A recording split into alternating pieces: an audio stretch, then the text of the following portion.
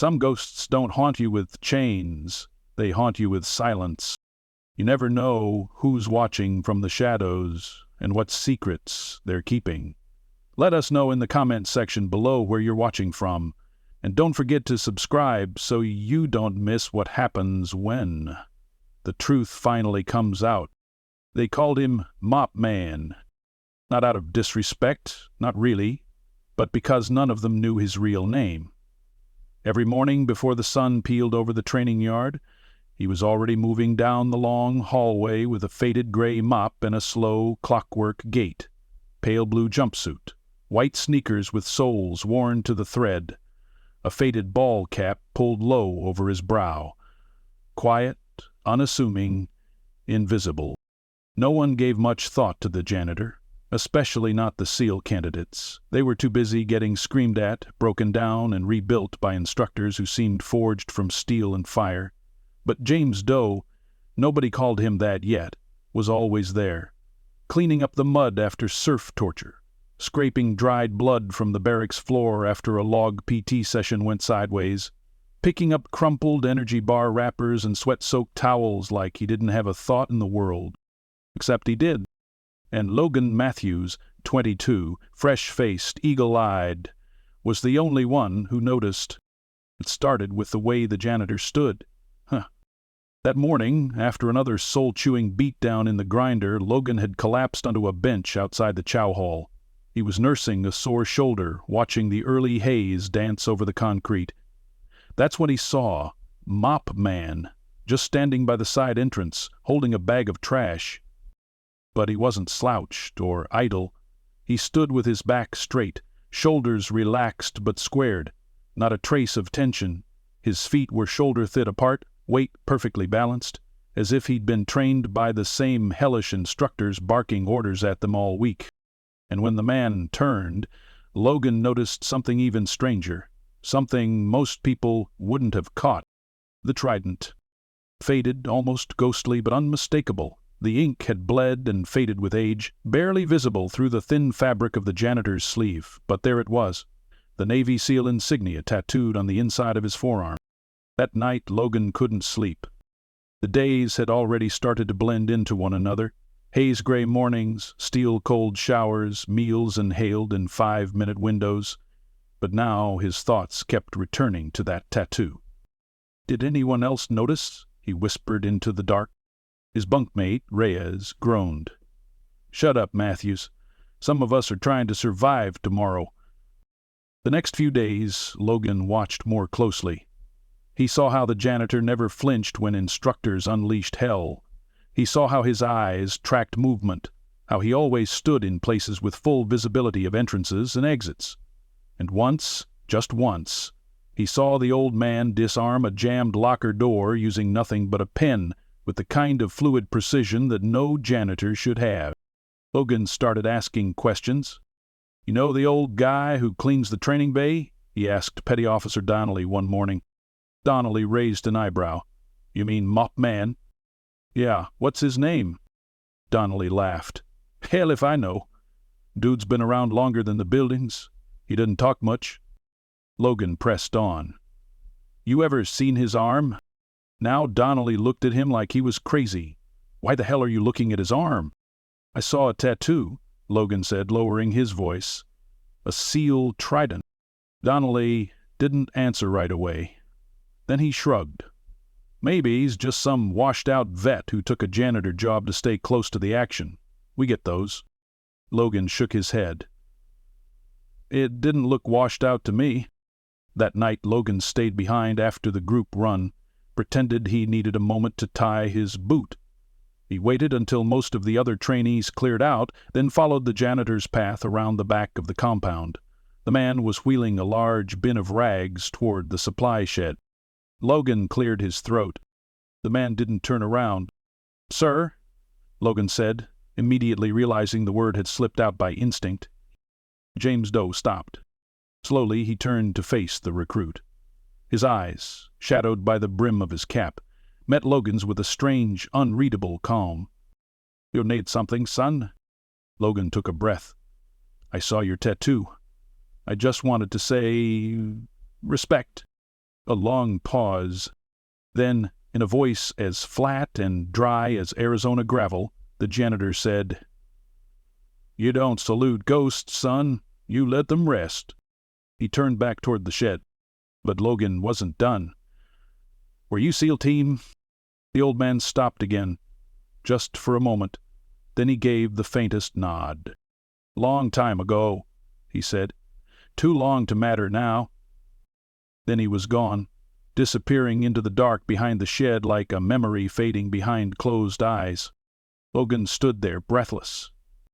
That night he didn't sleep again, not because he was afraid, because something had shifted. The stories they told in this place were always about warriors, legends, teen guys who made it through hell and came back with fire in their eyes. But maybe, just maybe, one of those legends was still here, mopping floors, taking out trash, and watching everything unfold. And nobody knew. Nobody. Except him. The next morning, Logan's feet hit the floor before the bugle even cried out. His muscles ached, his eyelids fought gravity, but his mind was sharper than it had been since day one. As he pulled on his uniform and cinched his boots, the image of the old man's tattoo haunted the edges of his thoughts, like smoke refusing to clear. "Dude," Reyes groaned. "You're up early. Again." "Got things to figure out," Logan muttered. Reyes raised an eyebrow but didn't push. Everyone had their weird tics by week 2 of SEAL training. Logan wasn't sure what drove him exactly. It wasn't just curiosity. There was something deeper gnawing at him, something that felt almost like a mission. He couldn't explain it even to himself. But every time he thought of the way the janitor moved, the way his eyes scanned a room like a man who'd done entries and clears in real combat zones, it made Logan feel like there was a story no one was telling, a ghost no one remembered. He started watching the others, too. The instructors never talked to the janitor. They barked orders to each other, ran drills, hollered across the compound, but not once did anyone say more than a nod in passing to him. And the janitor? He kept his head down, quiet, obedient, until one afternoon changed everything. The wind was heavy with the salt of the nearby sea, the kind that stuck to your skin and made your gear feel heavier than it was. The recruits were midway through a brutal team navigation drill, 3 hours of weighted ruck runs between blind checkpoints, using only grid coordinates scribbled onto sweat-stained paper. Logan's team was falling behind. Reyes had twisted his ankle. Simmons was throwing up from dehydration. Logan was barking at them to keep moving, fighting not to lose his cool. As they stumbled down the final slope toward the last checkpoint, Simmons collapsed completely. "Damn it," Logan snapped, crouching beside him. "You can't stop now." I can't see straight." Simmons choked out. His face was ashen, lips cracked. Race dropped his ruck. "We need a corpsman, now." The instructor overseeing the checkpoint, Chief Tolan, didn't move. He watched them with that same stony-faced expression he wore like armor. "This isn't a game, Matthews," he barked. "You quit now, you're done." Logan stood, chest heaving, lips tight. "He's going to pass out." "You carry him or you door. That's the choice." That's when the janitor appeared. No one had seen him walk up. One moment, it was just them and the dust. The next, the old man stood beside Chief Tolan, mop handle slung casually across his shoulder like a walking stick. "He's heat-cased," James Doe said calmly. Chief Tolan turned slowly, as if just realizing the janitor had spoken. "Excuse me?" "I said he's got heat stroke," James repeated, his voice flat. "You can push him hard, but if that one falls into seizures, he could die. You know it." The silence that followed was razor-thin and tight. Tolan squinted. "You don't give medical calls on my field?" James nodded once. "I don't. But I still know what they look like." Then, for a moment so fast it nearly passed unnoticed, something flickered across the chief's face. Recognition. Not of the situation, but of the man. Tolan's jaw worked. He looked down at Simmons, then over his shoulder. Another instructor was already coming in with a water pack and radio. "Get him to the med tent," Tolan muttered. James didn't wait for thanks. He turned and walked away before anyone could say another word. Logan's team finished dead last. They were punished. Extra planks, sprints, and more verbal fire than anyone deserved. But Logan wasn't thinking about the drill. He was thinking about how Chief Tolan, the same Tolan who never blinked when kids puked during log carries, had backed down the second that quiet janitor opened his mouth. That night, Logan waited outside the maintenance shed. He leaned against the wall like he was just cooling off after a late shower, but his eyes stayed fixed on the building. James came out just past 2200. "Figured you'd show up," he said without looking at Logan. Logan pushed off the wall. "I wanted to say thanks for Simmons." James didn't reply. He lit a cigarette, shielding the flame with a cupped hand, and inhaled slowly. "You were SEAL team, weren't you?" Logan said again. James exhaled. The smoke curled around his words like fog. "Why does it matter?" Logan hesitated. "Because if I'm going to survive this, I want to learn from the right people." James chuckled. Not out loud, but with that dry wheeze in the back of his throat. "You think a mop wielder has wisdom now?" "I think the way you stood today," Logan said, stepping closer. "The way Tolan looked at you, like he knew exactly who you were. I think you're more than you let on." James flicked ash into the gravel. "SEALs have a saying," he muttered. "It's not the man with the loudest voice you follow. It's the one still standing when everyone else falls." Then he looked directly at Logan for the first time. "You want to be that man?" Logan nodded slowly. "More than anything." James studied him for a long beat. Then he tossed the cigarette, ground it under his heel, and walked to the shed door. It creaked open. "You're not ready yet, but maybe you could be." He stepped inside, then paused. "Come back tomorrow, no earlier than 4:30. If you're late, don't bother." The door shut behind him. Logan stood frozen in place. Somewhere inside the shed, a light clicked on, and just for a moment, he thought he heard metal against metal. The familiar, unmistakable sound of a rifle bolt being cleaned. He didn't sleep that night. Didn't want to. Because morning couldn't come fast enough. Logan was already waiting outside the shed when the compound clock struck 4:28. The stars were still overhead, bruised in the early murk of dawn. His breath came out in quiet plumes, and his uniform clung to him with the cold sweat of nerves. He had double-checked the time, triple-knotted his boots, and jogged laps behind the barracks just to burn the anticipation boiling in his chest. This wasn't a regular training session. This was something else. He didn't know what exactly, but every instinct told him it mattered. The door creaked open at exactly 4:30. James stood in the frame, same blue jumpsuit, same cap, same eyes that didn't give away a thing. "You're on time," he said. "I will be, every time," Logan replied. "We'll see," James muttered, then stepped aside. The inside of the shed looked nothing like what Logan expected. There were no cleaning supplies, no industrial mops or stacks of towels. Instead, rows of lockers lined the wall, dented but clean.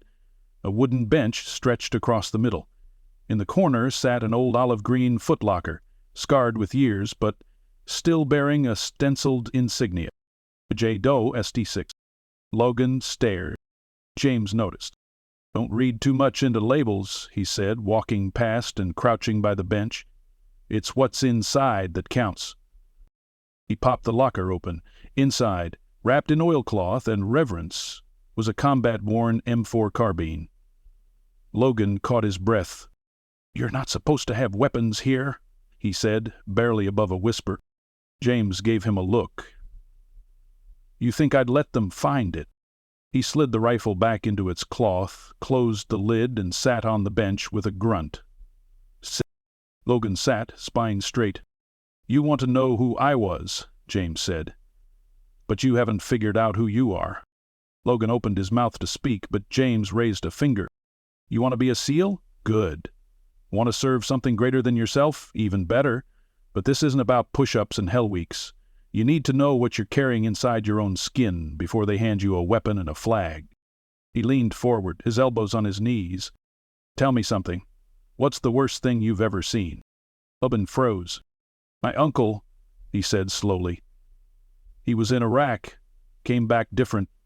One night he sat outside our house in the rain, in his uniform, said he was still there.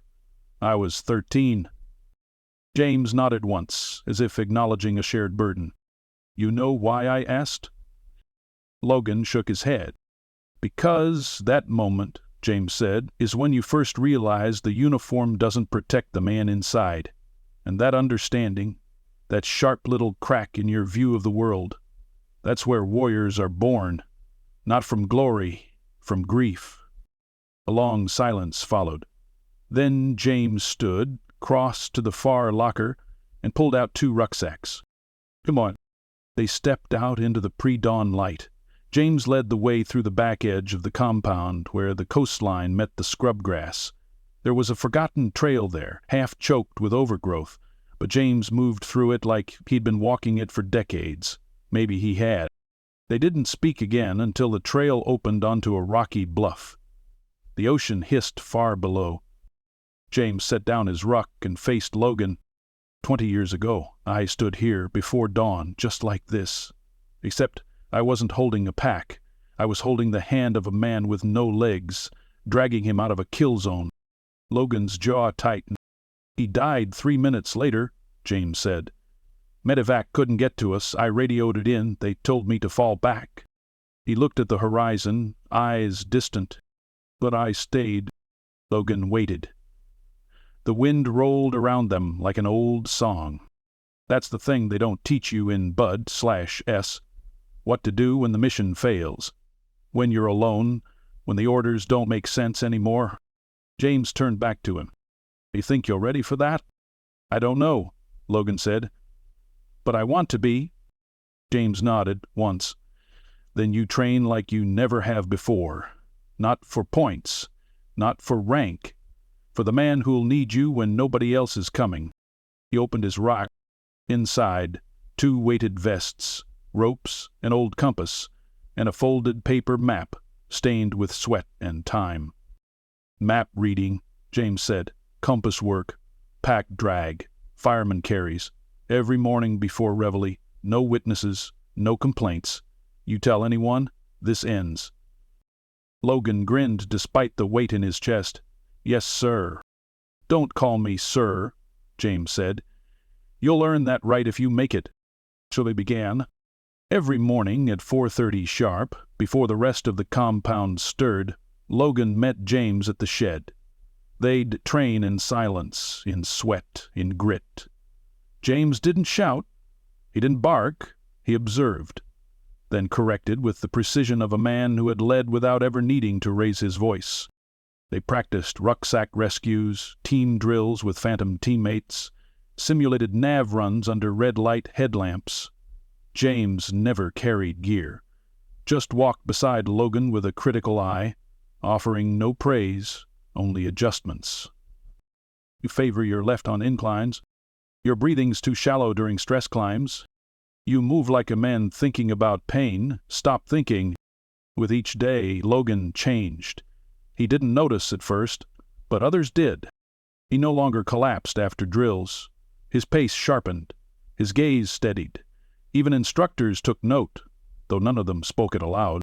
Then, one night, a small thing tipped everything.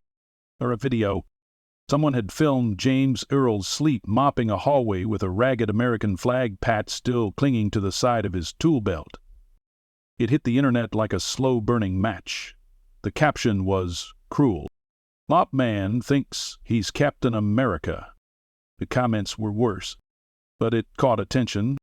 By morning, the video had been reposted by a military satire page. By noon, it had been seen by more than 100,000 people, including, apparently, someone high enough to matter. That night, the base commander, General Travis Dane, showed up unannounced at the training compound. The compound went still. Logan, scrubbing down a rack in the mess hall, heard the footsteps first. General Dane stood at the entrance. Behind him were 2 aides and a base media rep. In his hand he held a printed still from the video. "Where is James Doe?" the general asked, his voice level but loud enough to silence the entire room. Logan's heart thundered. One of the staff pointed toward the maintenance corridor. James walked in a minute later, mop in one hand, a can of wax in the other. He paused when he saw the general. Didn't salute. Didn't flinch. "James," the general said, stepping forward. "You think I wouldn't recognize my old commander under a ball cap?" The room froze. No one breathed. James looked at him, slow and deliberate. "I thought maybe you wouldn't," he said. The general smiled, faintly. "Well, you were wrong." James Doe didn't speak for a long time. He stood there, mop still in hand, as General Dane looked him over with the quiet gravity only men who'd served in the worst corners of the world could share. The young recruits watching didn't know what to make of it. A janitor suddenly spoken to like a legend. An old man with a bucket commanding the silence of the entire room. "You were my CO in '94, Dane said finally, the edge of reverence just beneath his voice. "Mogadishu. Hotel Sunshine." James looked away as if the name alone pulled something from a dark shelf in his memory. "We lost 4 men before we even hit the lobby," Dane continued. "But we brought the hostages out. You carried 2 of them, both wounded. You wouldn't let the helo take off until every man was accounted for." James sighed and set the mop against the wall. "Memories are funny things," he said. "They don't ask for permission before walking back in." Dane gave a soft chuckle. "No, they sure don't." A silence fell between them again, heavier this time. Not awkward, just full of everything unsaid. The years, the ghosts, the choices that brought them here. "I saw the video," Dane said, holding up the printout. "People are laughing, but I'm not. You deserve better than this." James shook his head. "I'm exactly where I need to be." The general raised a brow. "They're mopping floors." "I'm watching over them," James said, eyes drifting toward the recruits, who now stared openly, like they were seeing him for the first time. "They don't know what they're becoming yet, but I do, and sometimes a quiet reminder is all they need." Logan stepped forward, heart pounding. He hadn't planned to speak, but now that everything was laid bare, he couldn't hold it in. "He's been training me," Logan said, "before dawn, every day." The room turned to look at him. Chief Tolan was there now, silent near the mess line. Reyes, too, his eyes wide. James didn't flinch. Dane tilted his head. "Is that so?" Logan stood straighter. "He doesn't yell, he doesn't push like the others, but he sees everything. He knows exactly where I'm weak. And he's made me better." James gave a small snort through his nose. "Still can't run a 3-mile under 20. "Getting close," Logan shot back, lips twitching. Dane looked around the room. "How many of you knew who he was?" No one raised a hand. "Exactly," Dane said, "which means he didn't do this for attention." He turned back to James. "You came back here after retirement, took a mop, a quiet post. You didn't demand recognition, didn't seek glory. You just served." James shrugged. "I got tired of being saluted. The mop's quieter." Dane nodded slowly. Then, with deliberate motion, he pulled a small box from his breast pocket. Flat, black, velvet. He opened it. Inside sat a ribboned medal, the Navy Distinguished Service Medal. Whisper spread instantly. James stiffened. "I never asked for that." "But you didn't have to," Dane said. "The men you carried out of that hotel all wrote statements. So did the locals. And the CIA team. But the paperwork disappeared somewhere in D.C., like so many things do, until now." He extended the medal. James looked at it like it was made of something radioactive. "I've buried men with that pin to their chest," he said, "and I'm not ready to join them yet." Dane smiled. "Then wear it, standing tall." The old man took it finally. His hand didn't shake. His eyes did. He closed the box gently and nodded once, a slow, solemn motion. Logan stepped closer. "Sir, can I say something?" James didn't correct him this time. "You made me believe that quiet doesn't mean weak, that strength doesn't have to be loud. You changed how I see the uniform. And if I earn the trident, when I earn it, I'll carry your example with me." James's eyes met his. "You'll earn it," he said, "not because of me, because you already carry what matters." The following morning the training compound was different. Word had spread. James still walked the halls with his mop, but now recruits nodded when he passed. Some saluted, awkwardly unsure if they should. He never acknowledged it, just kept moving like always.